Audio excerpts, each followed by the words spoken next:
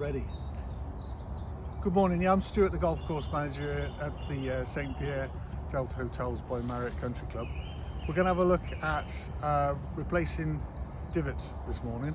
So, one of the things you have to do with replacing your divot is to get it back in fairly quick. If you leave it too long, if somebody else comes along and does it the next day or the day after, it's going to dry out and the chances of it retaking and surviving are greatly reduced.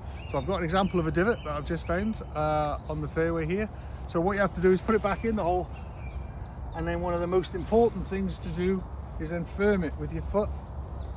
So put the bottom of the divot back in contact with the soil, then there's a chance that the roots will leave the divot, go back into the ground and re-establish the divot in the ground. If you don't firm it into the soil, there's a chance that it's not going to take, and then it won't get any moisture and it won't survive, and it'll be one of the dried up ones that you see lying around. I have been asked, sometimes you'll see a divot right next to a hole that might have been put back, and is it lifted out by machines or something else? It could possibly catch on the tyre of a machine or a buggy and be lifted out. What we also see is birds coming along and lifting the divots out just out of the hole to get at possible grubs underneath, so that's something else that happens.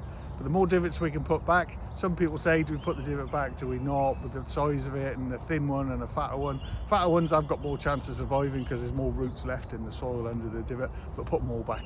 As many you put back the better. It just helps the surface ball roll. Even if it dies, it helps with the level.